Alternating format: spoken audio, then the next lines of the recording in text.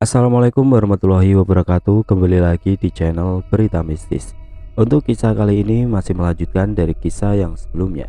Sebuah kisah yang diambil dari Facebook, dari tulisannya akun yang bernama Fajria Wijaya. Dan untuk kisahnya yaitu sebuah kisah yang berjudul Tumbal Pesugihan Ibu. Sebelum kita masuk ke ceritanya, tekan dulu tombol like video ini dan jangan lupa tekan juga tombol subscribe channel ini dan nyalakan juga lonceng notifikasinya agar tidak ketinggalan cerita-cerita baru dari channel ini. Dan bagi teman-teman yang ingin membaca langsung ceritanya, nanti silakan saja kunjungi linknya yang nanti akan saya sertakan di kolom deskripsi. Dan seperti apa untuk kelanjutan kisah ini? Langsung saja kita simak berikut ini.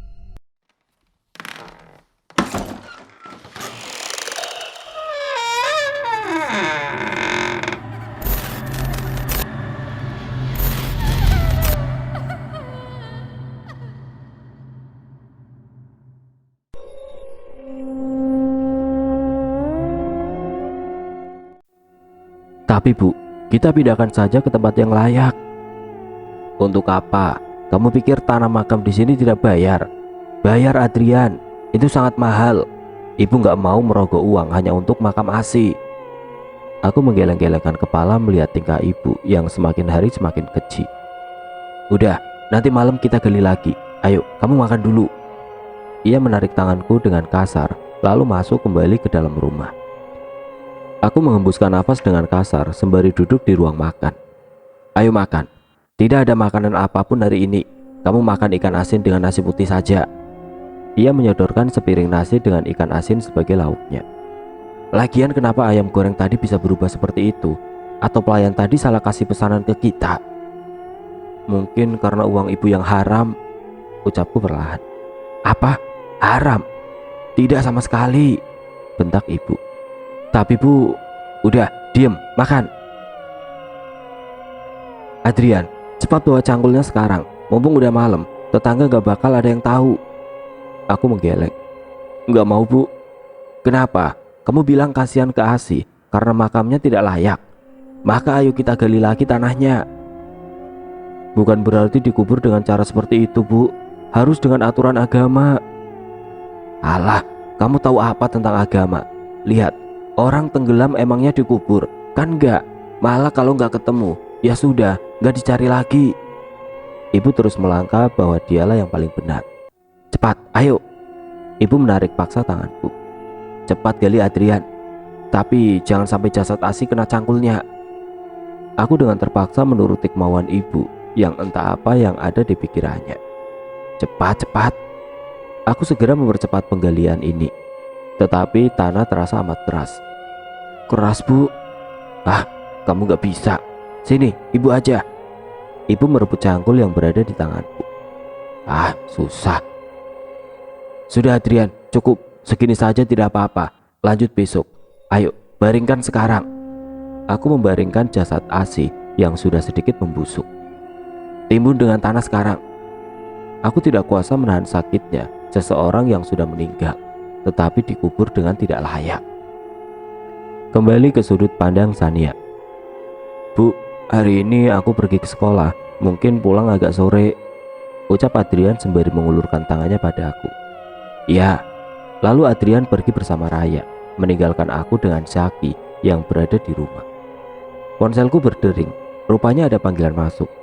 Kala aku tatap layar datar ponsel, nama Bu Puji tertera di sana. Bu Puji, ada apa ya? Gumamku, aku pun segera mengangkat panggilannya. Halo Bu Puji. Halo Mbak, kamu apa kabar? Baik Bu, ada apa? Kok tumben telepon? Gini Mbak, saya to the point aja deh ya. Mbak makamin ASI itu di mana? Kenapa nanya begitu Bu? Enggak, gini, Raja Jin yang meminta tumbal bilang ke saya. Bilang apa Bu? Kalau bisa, jasad ASI dihanyutkan di sungai Bu. Dihanyutkan? Jadi begini, nanti jasad ASI dihanyutkan, lalu akan menuju kerajaan Jin dan iblis yang bersekutu dengan kita. Oh, maksud Bu Puji jasad ASI kita kasih ke mereka dengan cara menghanyutkannya. Betul sekali. Saya rasa kalau ASI dimakamkan pun akan sulit. Iya bukan? Benar bu, saya coba makamin jasadnya memang sangat sulit. Oke, baik. Nanti malam kita bisa pergi. Malam ya bu? Semoga bisa bu. Soalnya anak-anak nggak ada yang jaga. Tenang, nggak apa-apa. Anak-anak pasti aman kok. Baik bu, nanti ibu kabari saya saja. Oke mbak, ya sudah, saya tutup ya. Bu Puji mengakhiri sambungan telepon. Aku mulai berpikir perbuatanku ini sudah sangat keji atau bagaimana. Terkadang aku sadar kalau ini keji, tapi aku tidak bisa menjelaskannya. Di saat aku masih berpikir, terdengar pintu rumahku diketuk. Siapa pagi-pagi bertamu? Permisi mbak, ucap wanita seumuranku. Ternyata tetanggaku. Mbak Supri, ayo masuk. Ayo duduk mbak, maaf masih berantakan. Gak apa-apa mbak, saya cuma mau ngasih soto ayam, tadi habis buat. Ia memberikanku sebungkus soto ayam yang masih hangat.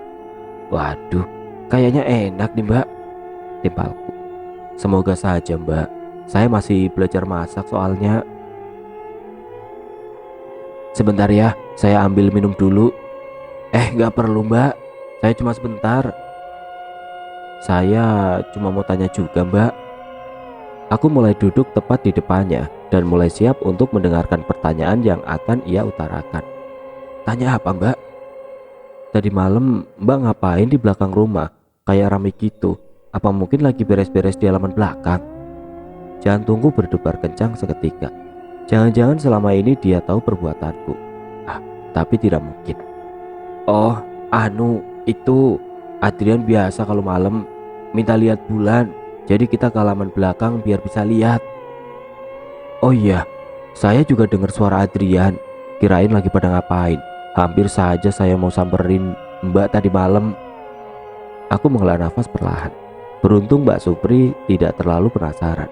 Kalau bisa, mbak jangan masuk ke belakang rumah saya. Memang kenapa mbak? Di sana banyak sampah, duri-duri ikan. Maklum, kami tiap hari makan ikan asin. Kadang saya buang sembarangan. Aku terkeket di akhir kalimat. Oh iya, kalau bisa diberesin biar bersih mbak. Takutnya jadi rumah jin loh, kan serem. Oh iya, saya nggak kepikiran sampai situ mbak. Makasih udah diingetin, ucapku seraya menatapnya dengan sedikit sinis. Saya pulang dulu mbak, anak saya belum mandi, ucapnya sembari bangkit dari tempat duduk. Oh iya mbak, makasih soto ayamnya. Ia hanya mengangguk lalu pergi. Dasar tetangga, pasti nguping tadi malam. Bu, makan malam sama apa? Tanya Adrian yang dari tadi duduk menungguku menyelesaikan memasak. Ikan, sayur sama tempe dan tahu. Oh ya Adrian, nanti kamu tidur bareng Raya sama Zaki ya. Kenapa Zaki ikut? Kan biasanya juga sama ibu. Gak apa-apa, ibu hanya ingin tidur sendiri. Soalnya kadang Zaki berisik, ibu pengen tidur lebih nyenyak.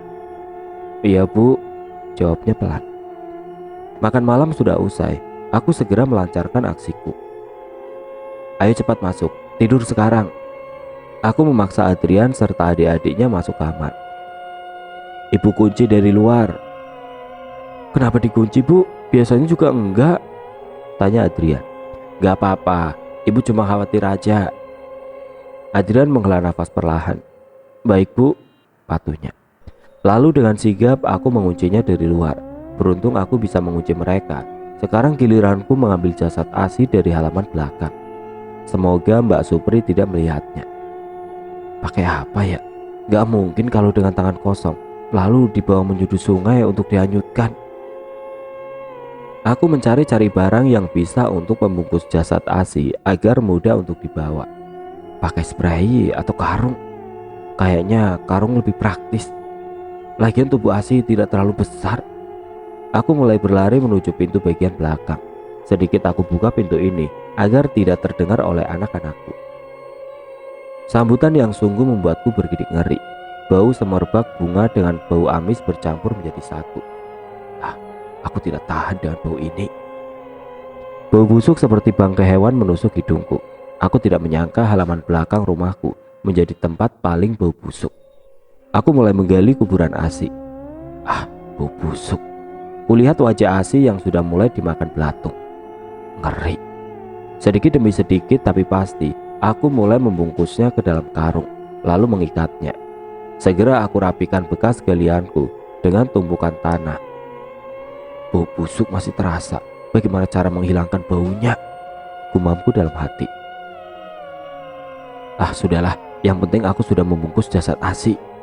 Aku buru-buru meninggalkan tempat ini dan langsung menelpon Bu Puji. Halo Bu. Halo, bagaimana? Saya kesana sekarang ya. Jawabnya tanpa basa-basi. Baik Bu, saya tunggu di depan.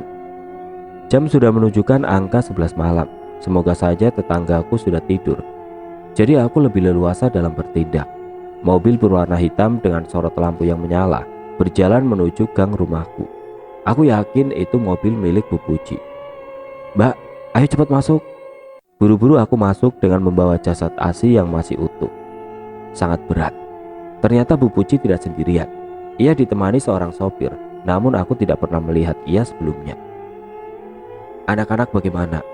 Sudah aman Bu, mereka sudah saya kunci di dalam satu kamar. Ini jasad Asi, tanyanya dengan menunjuk karung yang aku bawa. Lalu aku mengangguk. Pak, tolong pindahkan ke bagasi, jangan ditaruh di bagian tengah. Pak sopir tidak menjawab apapun.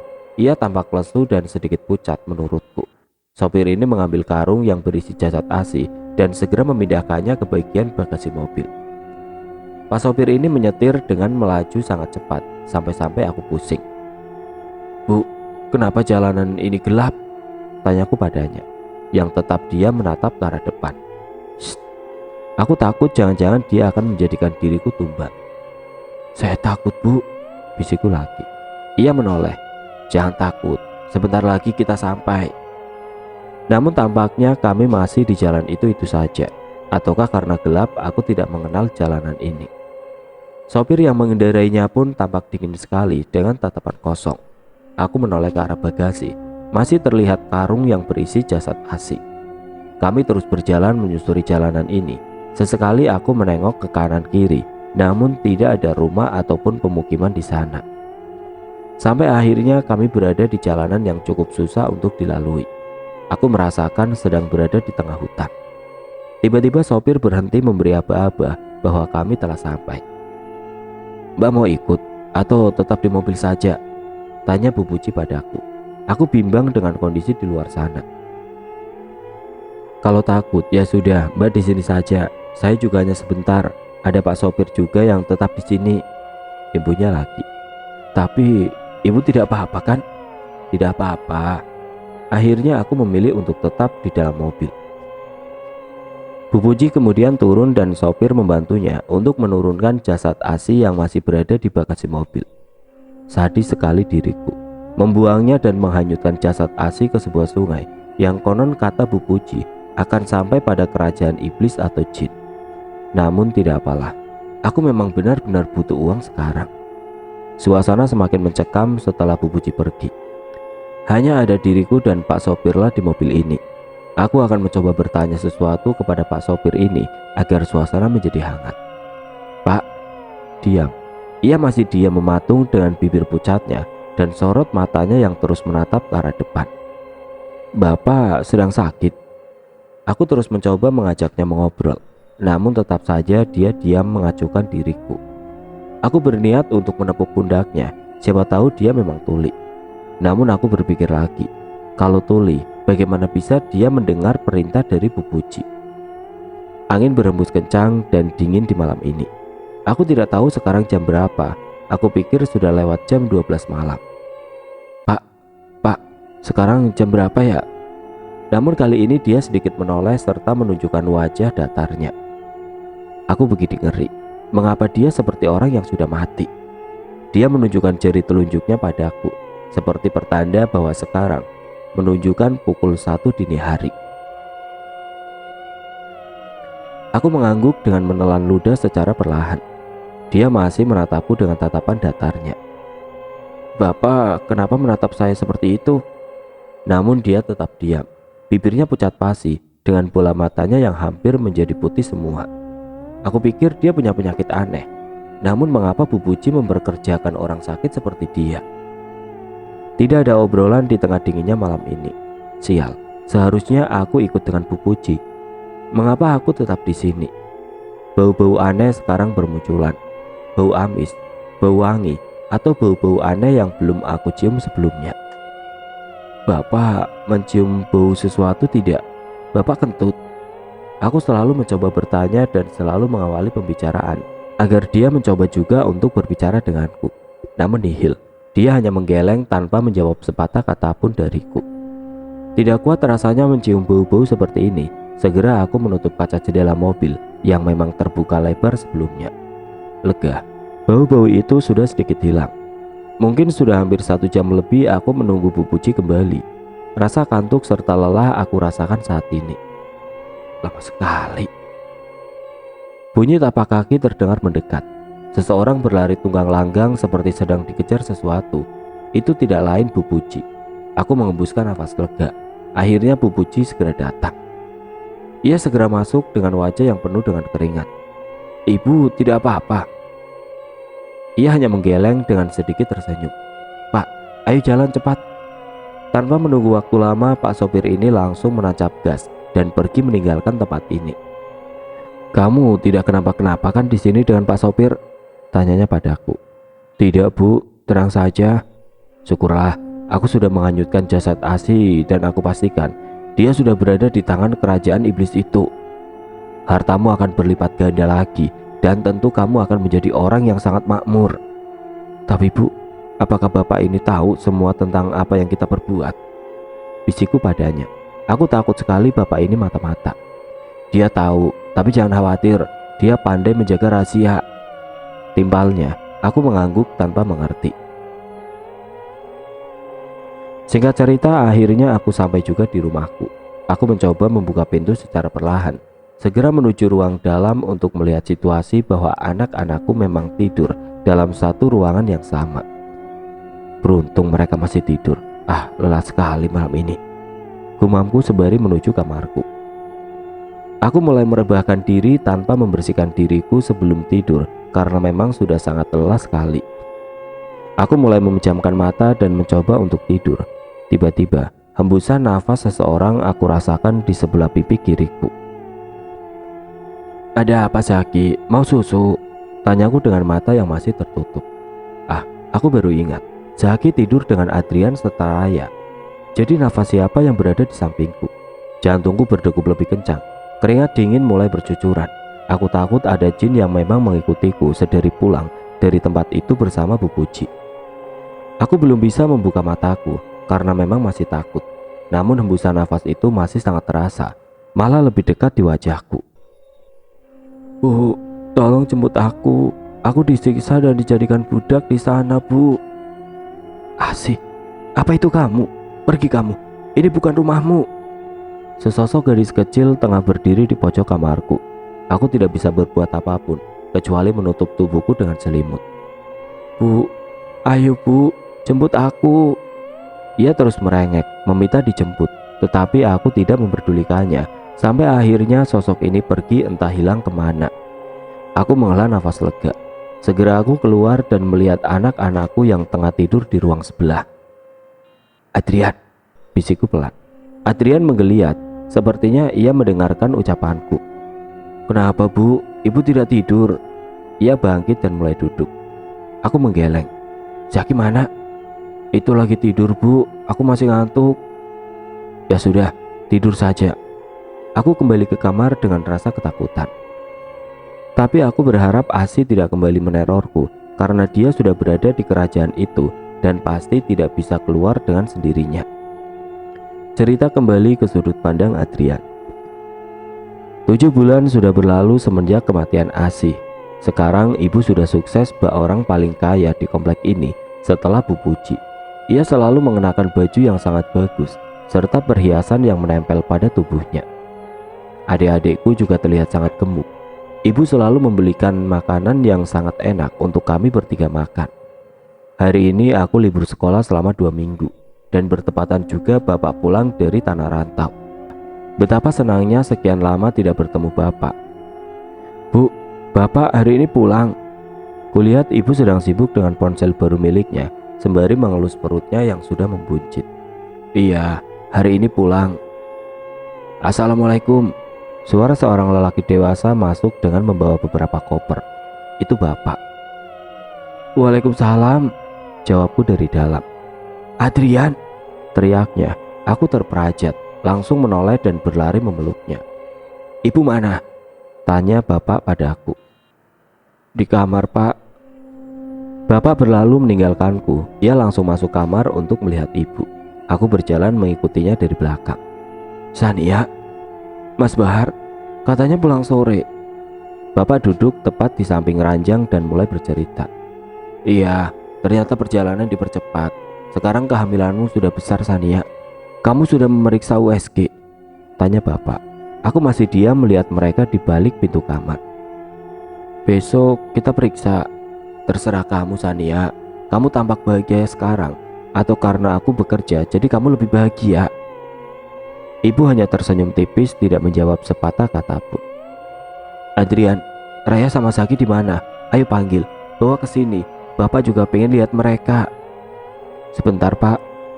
Aku segera menemui kedua adikku yang sedang bermain, mengajak mereka menemui bapak. Bapak, teriak Raya ketika ia melihat bapak. Raya, bapak gak bawa apa-apa. Bapak memeluk erat Raya dan Zaki. Sania, katanya Asi meninggal. Aku ingin ziarah ke makamnya sekarang juga, ucap bapak. Ibu tampak terkejut dan menatap balik padaku. Bapak mau ziarah bagaimana? Sementara Asi dimakamkan tidak layak oleh ibu. Mas, kamu kan baru sampai, mending istirahat dulu, timbal ibu. Tidak, aku sudah berniat dari sebelum pulang akan ziarah dulu ke makam Asi, jawab bapak. Ingin rasanya mengatakan yang sebenarnya, bahwa ibu memperlakukan Asi dengan tidak layak. Tiba-tiba ibu mendekat padaku dan memelukku dari belakang serta berbisik, jangan katakan apapun pada bapak. Aku menelan ludah perlahan dan aku tahu maksud ibu. Kamu kenapa sih, Sania? Cepat, ayo, saut bapak. Mas, aku capek dan kamu juga capek bukan? Ayo istirahat dulu, besok saja kita pergi untuk ziarah, timbal ibu. Bapak menghela nafas. Tampaknya ia tidak ingin berlanjut memperdebatkan hal ini. Alhasil bapak menurut dengan ucapan ibu. Ayo mas, duduk dulu, kita ngobrol-ngobrol dulu. Ibu menggandeng tangan bapak dengan lembut, tidak seperti biasanya. Adrian, Raya, sama Zaki juga, ibu-ibu. Kamu sekarang cantik, Sania. Kamu juga memakai perhiasan. Apa uang yang aku kirimkan padamu lebih dari cukup? Sebelum ibu menjawab, aku menimpali pertanyaan bapak terlebih dahulu. Ibu punya uang sendiri, Pak. Ibu menatap tajam padaku. Aku tahu, dia tidak suka bila aku memotong pembicaraan mereka. Adrian tahu aja, timpal ibu. Kamu kerja. Kerja apaan? Aku lihat kamu hanya duduk santai main handphone. Oh iya, apa ya namanya? Oh iya, kerja online. Iya, kerja online, jawab ibu dengan sedikit aneh. Kerja online apa? Jualan online. Tapi mana barang yang kamu jual? Tanya bapak lagi dengan penuh penasaran. Kerja apa selama ini? Padahal ibu sama sekali tidak memberitahu padaku bahwa selama ini ia bekerja online. Itu kayak jualan tapi sistem dropship. Jadi aku dikasih komisi gitu. Pusatnya yang ngemasin barangnya gitu loh, mas. Alisku bertaut. Baru tahu kalau selama ini ibu jualan online dengan sistem dropship. Oh, bagus deh. Jadi istri mandiri, ucap bapak. Oh ya mas, semenjak kamu pergi aku bingung mau bagaimana. Akhirnya aku ikut temen jualan online kayak gini. Bapak hanya mengangguk tanpa bertanya lebih detail lagi. Aku yakin ibu tengah berbohong. Mas, mau makan? Nanti aku ambilin. Boleh. Ini mas, aku cuma masak ayam goreng. Enak terus ya, makanan enak udah kayak orang kaya aja, ucap bapak. Ibu hanya tersenyum tipis menanggapi pujian bapak. Bapak mulai melahap makanan yang diberikan ibu secara perlahan, tetapi tiba-tiba berhenti. Sania, kenapa mas? Kamu kasih makanan basi, coba cium, basi bukan? Bapak memberikan sepiring nasi beserta ayam goreng pada ibu. Ibu mencium baunya.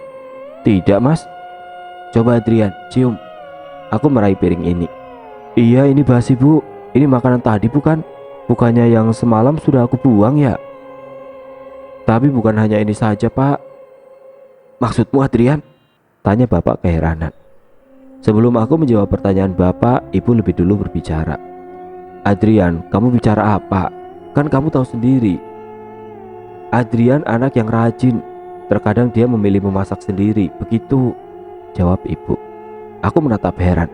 Mengapa ibu begitu pandai berbohong? Baru kali ini sikap ibu sangat berbeda. Oh, baguslah.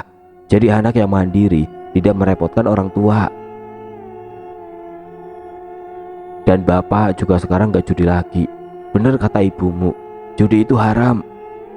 Kamu gak judi mas, bagus deh. Judi itu uangnya gak berkah, timbal ibu. Bapak mengangguk. Adrian, kamu masakin aja buat bapak. Bapak mau apa? Nasi goreng aja ya. Aku hanya mengangguk, lalu berlari menuju dapur. Ibu aneh, padahal dia lebih licik. Gumamku sembari menyiapkan bumbu untuk dimasak. Bagaimana kalau bapak tahu soal ASI yang sebenarnya? Aku takut sekali bapak akan membunuh ibu. Tidak banyak berbicara saat memasak, lebih baik aku percepat saja. Ini pak, aku memberikan sepiring nasi goreng ini pada bapak. Wah, ini baru enak tidak basi, ucapnya dengan menatap ke arah ibu. Padahal kan ayam punyaku gak basi loh mas, timbal ibu. Ya mungkin sebelum kamu kasih ke aku, ucapnya sembari melahap nasi goreng yang aku masak untuknya. Ya udah mas, aku istirahat dulu, capek, bayinya nendang terus. Ibu berlalu meninggalkanku, bapak serta kedua adikku. Bapak kangen ASI, Adrian. Sekarang dia udah gak ada. Padahal dia kan mandiri banget jadi anak, gak pernah ngerepotin orang tua, ucap bapak. Ya mau gimana lagi pak, ini udah takdir. Iya, sayang banget. Bapak baru pergi, di sini ASI kecelakaan. Iya makanya tadi bapak maksa buat ziarah hari ini. Tapi ibu sepertinya capek. Jadi ya sudahlah, besok saja. Aku hanya mengangguk tanpa menjawab sepatah kata pun. Kalaupun aku jujur, aku tahu ini beresiko besar. Berganti ke sudut pandang Sania. Bagaimana ini? Besok Mas Bahar ingin berziarah ke makam ASI. Aku harus berbuat apa? Aku masuk ke kamar dengan pikiran yang kacau. Apa yang harus aku lakukan? Perutku mulai terasa sakit. Sepertinya bayi yang kukandung memang sangat aktif sekali. Seringkali aku merasakan letih. Apa aku bilang saja ASI dikubur di kampung ibu? Tapi jika Mas Bahar tetap memaksa untuk pergi, orang-orang yang berada di kampung akan curiga padaku. Aku membatin. Otakku harus berputar. Bagaimana caranya menyembunyikan perbuatan kejiku? Mungkin hari ini aku pergi ke tempat TPU dekat sini. Ya, aku akan membuat makam palsu bertuliskan nama ASI. Sekarang baru jam 11 siang. Nanti sajalah kalau jam 1 siang. Nanti aku alasan pergi ke rumah Bu Puji untuk main. Pandai sekali diriku. Saatnya sekarang tidur siang dan mimpi indah. Waktu sudah menunjukkan pukul 1. Sesuai rencanaku, aku segera bertindak. Mas, aku ingin pergi sebentar ya. Kamu jaga anak-anak di rumah, ucapku dengan menenteng tas kecil. Mau kemana siang-siang seperti ini? Tanyanya. Sepertinya ia akan melarangku untuk pergi. Aku mau ke rumah Bu Puji mas, pengen main aja, bosen juga di rumah, jawabku. Aku harap ia mengizinkan. Oh, ya sudah, jangan lama-lama. Aku hanya mengangguk lalu pergi. Aku harus pergi kemana dulu? Ke TPU atau membeli batu nisan? Gumamku dengan menahan teriknya panas. Pergi beli batu nisan dulu kali ya. Yang penting ada patok bertuliskan ASI. Gumamku sembari menekan ponsel untuk memesan sebuah taksi online. Setelah menunggu beberapa menit, taksi yang kupesan datang. Dengan Ibu Sania, mobil berwarna putih terparkir tepat di depan rumahku. Iya. Tanpa basa-basi, aku masuk dan memberitahu pada si sopir aku akan pergi ke sebuah tempat. Ada yang meninggal bu? Tanyanya sembari fokus mengemudi. Iya pak, jawabku pelan. Siapa bu? Saudaranya? Tanyanya kembali. Ah, sopir ini terlalu ingin tahu. Pak, mending fokus nyetir aja deh. Saya juga capek. Jawabku sedikit jengkel. Iya bu, maaf. Ini sudah sampai bu, ucapnya. Ternyata hanya butuh waktu 15 menit saja. Baguslah, waktuku tidak terlalu lama untuk hal seperti ini. Pak, bisa tunggu nggak ya? Soalnya saya cuma sebentar. Bisa bu, tapi ada ongkos tambahan. Ah, tenang saja, nanti saya bayar lebih banyak dari ini. Tunggu ya pak. Aku berlalu dan masuk ke sebuah toko. Pak, saya mau pesan kayu buat nisan boleh tidak? Bertuliskan Asih binti Bahar. Tanyaku kepada salah satu karyawan yang bekerja di sini. Bisa bu, tapi hari ini pesanan sangat banyak. Tapi saya mau jadi sekarang pak. Tolong, nanti saya bayar 2 kali lipat. Aku mencoba membujuknya. Ya sudah bu, nanti saya coba dulu. Ibu tunggu dulu sebentar. Aku mengangguk dan menunggu untuk beberapa saat. Setelah setengah jam berlalu, lama banget. Kalau saja bukan Mas Bahar yang ingin bersiarah, tidak akan aku melakukan ini. Aku mengipas-ngipaskan tubuhku dengan telapak tangan. Ini bu, sudah jadi. Asih binti Bahar kan? Wah, bagus. Langsung jadi ternyata. Bagus, makasih. Ini uangnya. Aku memberikan uang lembaran berwarna merah padanya. Ini kelebihan bu. Tidak apa-apa, itu rezeki buat kamu. Kemudian aku kembali ke sopir tadi dan melanjutkan perjalanan menuju TPU terdekat dari rumahku.